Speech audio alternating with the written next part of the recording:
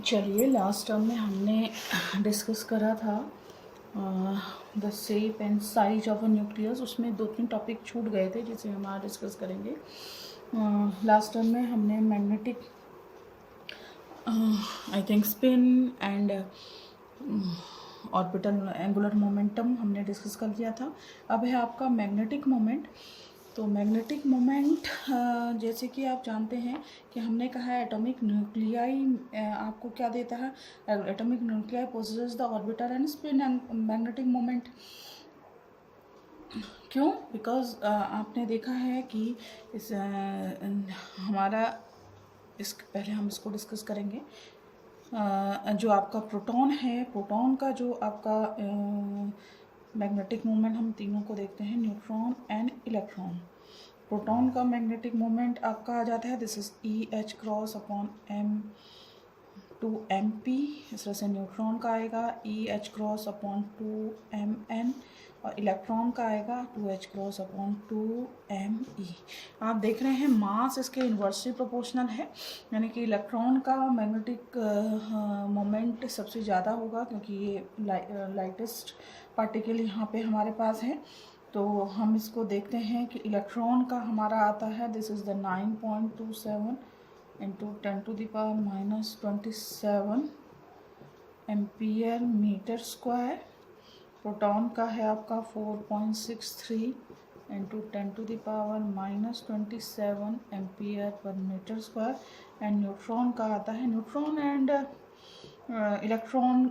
Proton का approximately equal आएगा this is M square. ठीक है, तो ये आपके मैग्नेटिक मोमेंट हैं तीनों के। उसके बाद है आपका नेक्स्ट टॉपिक आपका है this is the electric quadrupole moment. Electric quadrupole moment अभी हमने पिछले टाइम में डिस्कस किया था कि हमने मान के चले थे कि आपका जो न्यूक्लियस है, न्यूक्लियस क्या है आपका स्फेरिकल है ना। स्फेरिकल के अकॉर्डिंग ही हमने उसकी सारी प्रॉपर्टीज़ डिस्कस करी थी। बट हम देखते हैं कि वास्तव में जो प्रैक्टिकली हैं कि there is some non uniform distribution of electric charge within the periphery of this nucleus. ठीक है, वहाँ पे हम स्फेरिकल में हम लोग मान के चल रहे थे कि charge distribution is uniform everywhere.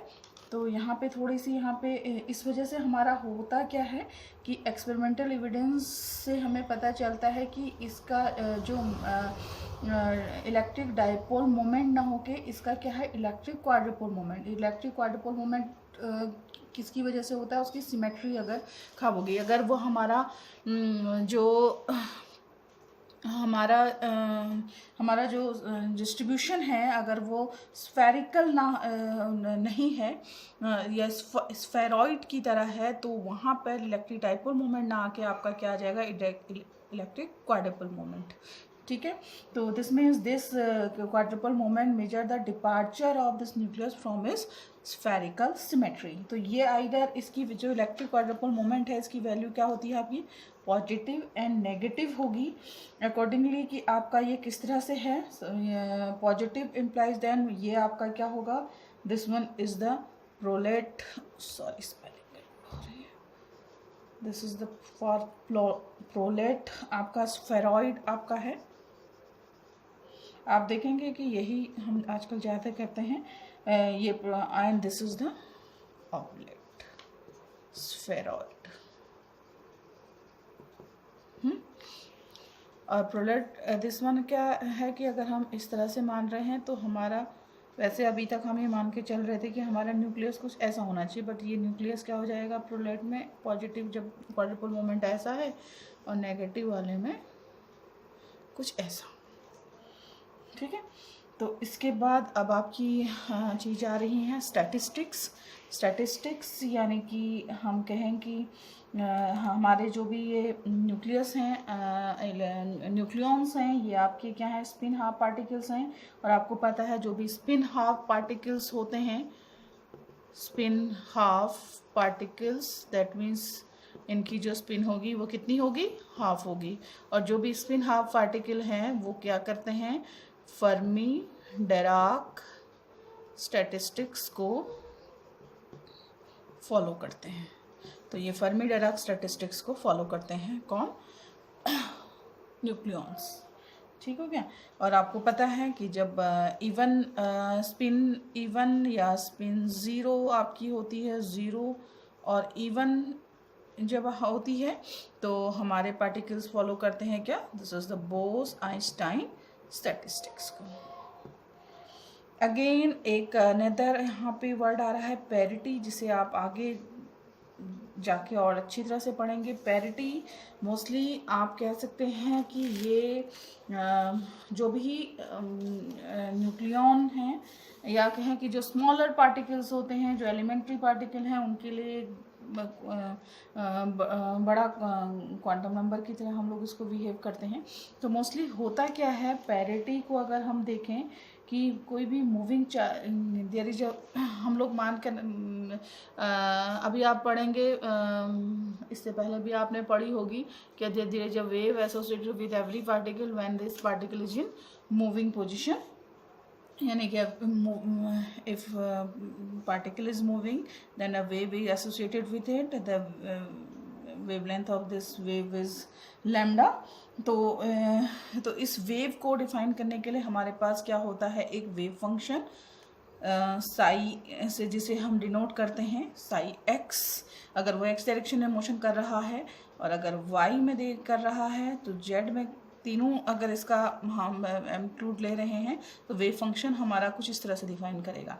अब अगर हम इसका रिफ्लेक्शन लें, सपोज वेव वापस आ रही हैं, तो इस डायरेक्शन में आपका जो इसके कोऑर्डिनेट होंगे वो क्या हो जाएंगे, दिस वन। तो पैरिटी में क्या है कि पैरिटी में मोस्टली हमारा इनका स्पेस का रिफ्लेक्शन हम लोग देखते हैं।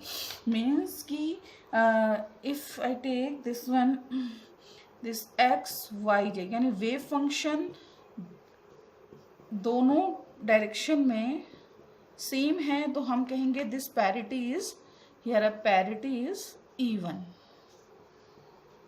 And when psi x y z equal to psi is minus x dash y dash and z dash, तो हम कहेंगे this one is parity is odd here. ठीक है। तो यहाँ पे टाइम का कोई फंक्शन नहीं है, ओनली स्पेस कोऑर्डिनेट्स यहाँ पे लेंगे और स्पेस कोऑर्डिनेट का रिफ्लेक्शन हमें दिखा रहा है। और पैरिटी पी को मोस्टली आप -1/L से भी आप डिनोट करते हैं। Well L is the orbital quantum number. इससे ज़्यादा की चीज़ें आप आगे पढ़ेंगे। अब है यहाँ पे आपका, मैं इसको थोड़ा जल्दी ख़त्म कर रही हूँ क्योंकि इसमें कुछ इतना समझाने के लिए है नहीं।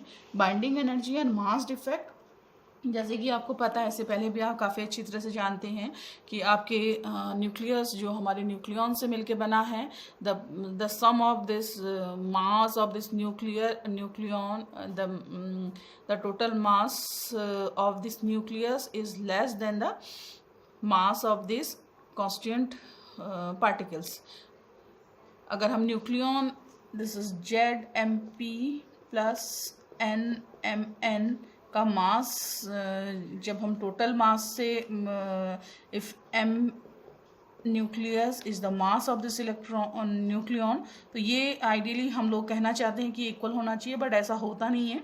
ये दोनों क्या होते हैं, डिफरेंट वैल्यू होती हैं। तो इन दोनों का जो डिफरेंस होता है, this defect is known as the mass defect. या फिर आप कह सकते हैं कि आप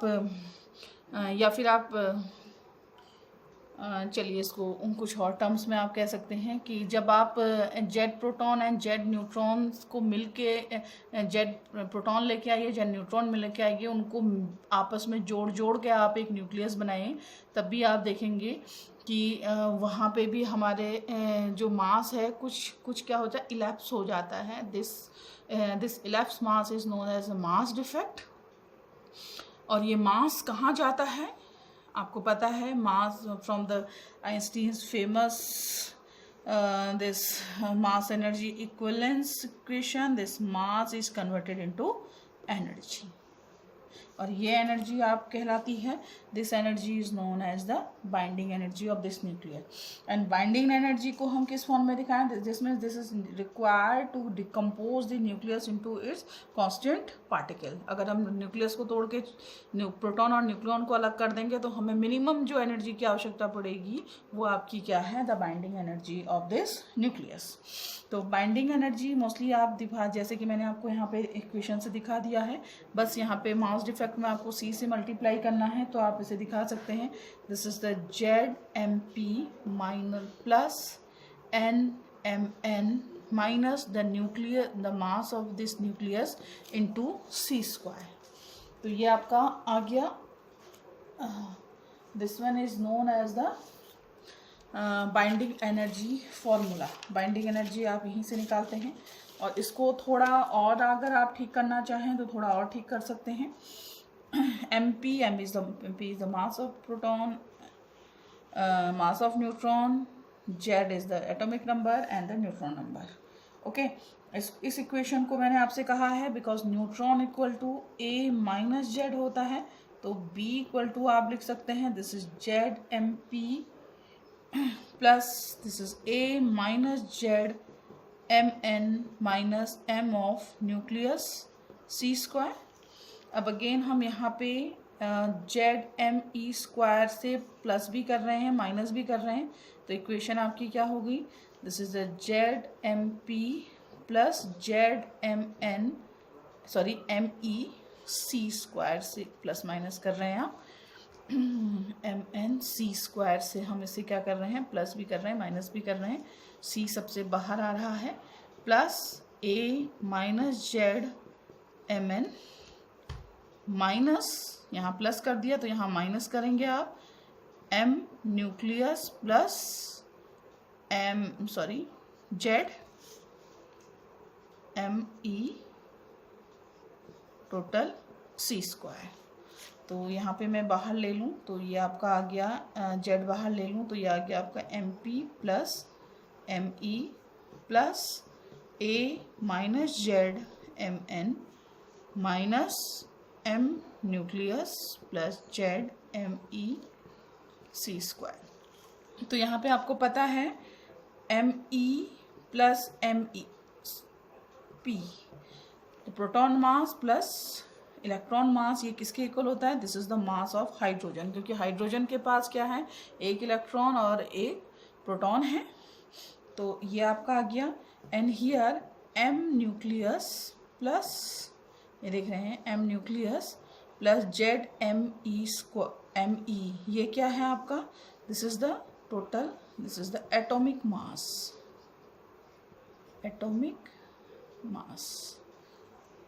आउट ऑफ फ्रेम में जा रहा हो, एटॉमिक मास आपका यहाँ पे आ जाता है। तो यहाँ से B की वैल्यू आपकी क्या आ जाती है, this will be ZMH plus A minus ZMN minus M, this one is the C²। ठीक हो गया, या फिर आप इसको थोड़ा और चेंज करिए, ये Z, इसको Z के साथ दे दूँ मैं, तो ये हो गया AMN, this will be AMN plus ZMH minus MN minus MC²।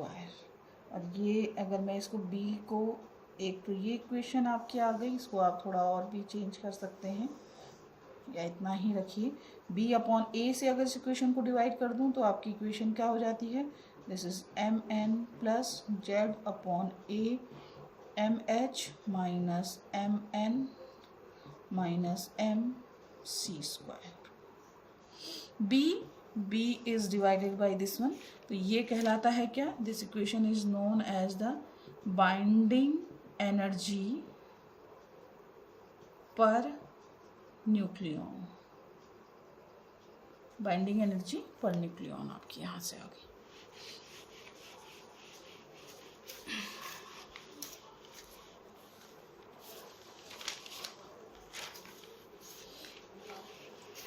और ये बाइंडिंग एनर्जी पर न्यूक्लियन बड़ी काम की चीज़ है जब आप देखते हैं, क्योंकि आप देख रहे हैं जैसे हर एक का क्योंकि वैसे बाइंडिंग एनर्जी निकालते हैं तो हमें बहुत लंबी चौड़ी आपकी इक्वेशन लिखनी पड़ती है, बट यहाँ पे अगर हम बाइंडिंग एनर्जी पर न्यूक्लियॉन निकालते हैं तो आपकी टर्म क्या फ्रैक्शन आपका छोटा हो जाता है।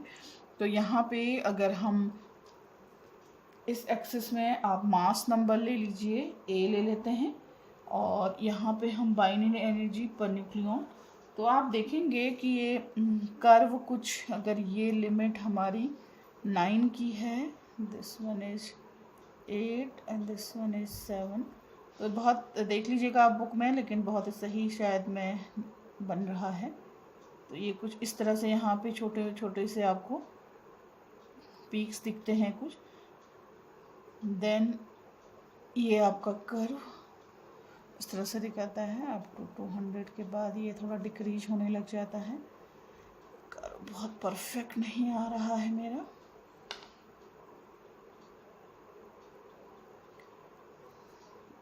ये this one atomic number iron I think 56 के लिए ये सबसे मैक्सिमम वैल्यू होती है। 8.5 मैक्सिमम वैल्यू आपकी आती है B/A, और बाकी आप देख रहे हैं कि वेरी लोअर न्यूक्लियाई के लिए इसकी वैल्यू कम है, हायर न्यूक्लियाई के लिए अगेन इसकी वैल्यू क्या हो जा रही है, डिक्रीज हो जा रही है, हायर एंड लोअर, और बीच में जो है ये क्या है, लगभग कांस्टेंट रहता है। तो इसके अकॉर्डिंग हम आप देखते हैं कि हाई न्यूक्लियाई क्यों अनस्टेबल है इतना। आप देखते हैं जैसे जैसे न्यूक्लियाई हैवी होते रहता है उसकी इंस्टेबिलिटी बढ़ती रहती है, और आफ्टर लेड वो ब्रेक हो जाता है, जैसे यूरेनियम है वो ब्रेक हो जाता है। तो हाई न्यूक्लियाई ब्रेक होके दो कांस्टेंट छोटे न्यूक्लियाई में कन्वर्ट हो जाते हैं।